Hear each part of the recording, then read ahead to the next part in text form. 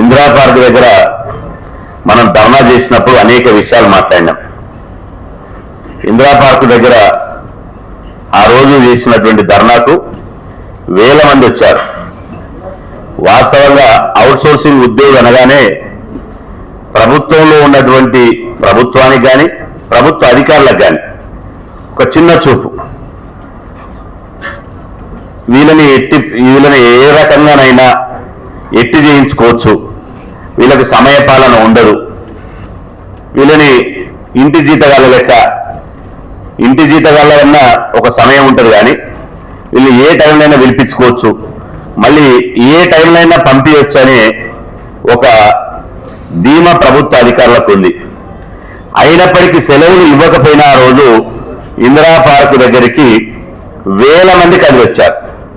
ఆ రోజే అవుట్సోర్సింగ్ ఉద్యోగుల యొక్క ఐక్యత బలం ఈ ప్రభుత్వాన్ని తెలిసింది. ప్రధానంగా అవుట్సోర్సింగ్ ఉద్యోగులు అంటే ఇంతకుముందు రాయగనని కూడా స్పష్టంగా చెప్పింది.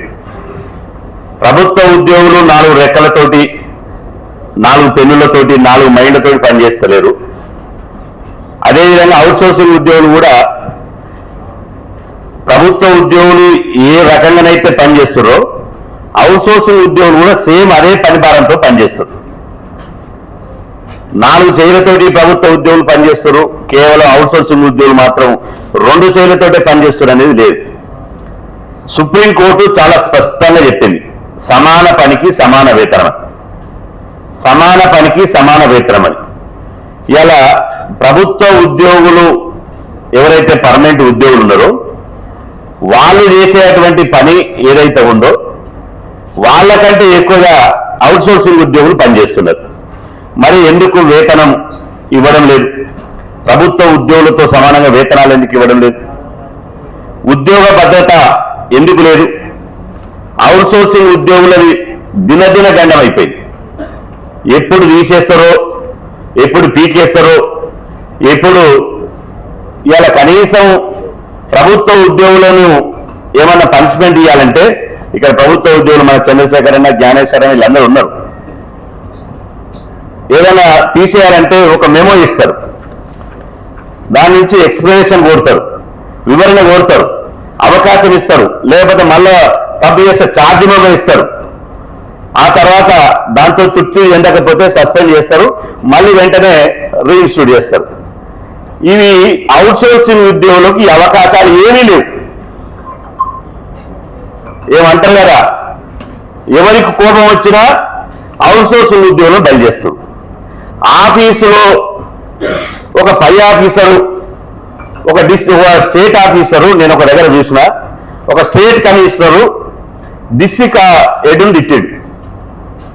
ఏదో ఫైలు సకాలంలో పంపలేదనో ఏదో కారణంతో వెంటనే ఆయనకు అత్త మీద కోపం దుత్త మీద తీసినట్టు వెంటనే ఆయన ఏం చేసాడు, అవుట్సోర్సింగ్ ఉద్యోగిని నీ వల్లనే లాభం అని చెప్పి ఇంగ్లీష్ మాధ్యం ఉట్టనే నాలుకతోటి అనేస్తారు. ఒక నాలుక, ఒక మాట ద్వారా, పెన్ను కూడా లేదు, ఒక నాలుకతో మాట ద్వారానే అవుట్సోర్సింగ్ ఉద్యోగం తీసేస్తారు. మేమంటున్నాం ఇలా ఒక్కొక్కరు ప్రభుత్వ శాఖలలో అవుట్సోర్సింగ్ ఉద్యోగులు 25 సంవత్సరాల నుంచి పనిచేస్తున్నారు. వాళ్ళకి హక్కులు ఉన్నాయా? వాళ్ళు మనుషులు గారా? వాళ్ళు చదువుకోలేదా? అవుట్సోర్సింగ్ ఉద్యోగులు అంటే ఏమో బర్లగాసి లేదా చదువుకోకుండా నిరక్షరాస్యులకు ఉద్యోగాలు ఇస్తుందా?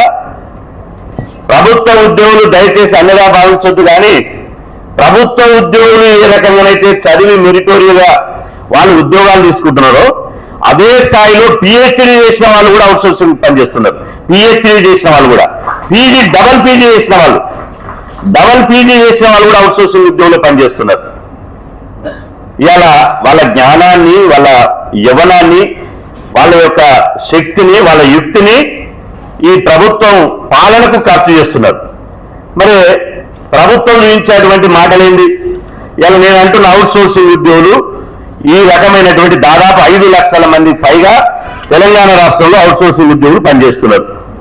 మరి 5 లక్షల మంది పనిచేస్తేనే ప్రభుత్వం నడుస్తుంది. 17 మంది క్యాబినెట్ మినిస్టర్లు పనిచేస్తే ప్రభుత్వం నడుస్తలేదు. ఒక ముఖ్యమంత్రి రేవంత్ రెడ్డి గారు పనిచేస్తే ప్రభుత్వం నడుస్తలేదు. ఈ 5 లక్షల మంది అవుట్సోర్సింగ్ ఉద్యోగులు పనిచేస్తే ఈ ప్రభుత్వం నడిచేటప్పుడు ఈ సంక్షేమ పథకాలు అమలైనప్పుడు ఈ ప్రభుత్వ పథకాలు ఇలా ప్రభుత్వానికి ప్రజలకు మధ్య వారధి ఉద్యోగులు. మరి ఈ ఉద్యోగులకు ప్రభుత్వం ఈ మధ్యన చర్చలు జరిపి బట్టి విక్రమార్క గారు చర్చలు జరిపి సరే మొత్తం వాళ్లకు రావాల్సిన ఏమి ఇవ్వలే. చర్చలు జరిపినప్పుడు అవుట్సోర్సింగ్ ఉద్యోగులు ఇందిరా పార్క్ దగ్గర ధర్నా చేస్తే ముఖ్యమంత్రి ఎందుకు చర్చలు జరపడు, ఎందుకు పిలిచి మాట్లాడాడు? ఉప ముఖ్యమంత్రి బట్టి విక్రమార్క గారు ఎందుకు పిలిచి మాట్లాడారు? మేము ఢిల్లీలో ముఖ్యమంత్రి గారిని కలిసిన సందర్భంలో లక్ష్మణ్ అక్కడనే ఉన్నాడు. వెంటనే ముఖ్యమంత్రి దగ్గర తీసుకుపోయినాం, మాట్లాడినప్పుడు సీన్ భాయ్ హైదరాబాద్ లో మాట్లాడదాం, వచ్చినాక హైదరాబాద్ తీసుకురావిలనే అన్నారు. మళ్ళీ ముఖ్యమంత్రి గారు బిజీ అయిపోయారు, మేము బిజీ అయిపోయింది.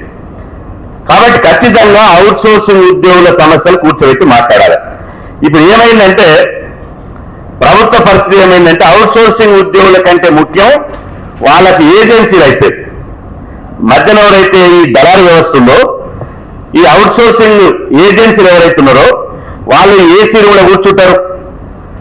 వాళ్ళు కడుపుల చల్ల కదలకుండా కాళ్ళ మీద కాలేసుకొని సూటు బూటు వేసుకొని మంచిగా కూర్చుంటారు. కూర్చొని ఏం చేస్తారు? ఈ 5 లక్షల మంది అవుట్ సోర్సింగ్ ఉద్యోగులు రక్తాన్ని తాగుతారు. ఈ రక్తాన్ని తాగి తెగబలిసి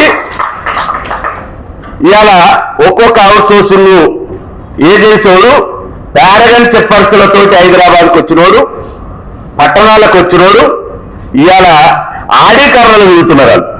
నేను ఆయన పేరెందుకు చెప్తలేను కానీ ఒక ఆయన అవుట్ సోర్సింగ్ నాకు తెలిసి ఆయన హెల్త్ డిపార్ట్మెంట్లో మొత్తం ఆడి కర్రలు తిరుగుతున్నాయా.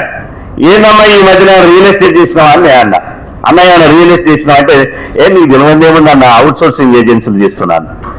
ఆయనేమో ఆడి కార్లో తిరుగుతుండు, మనకేమో తాగుదామంటే గంజి నీళ్ళు లేవు.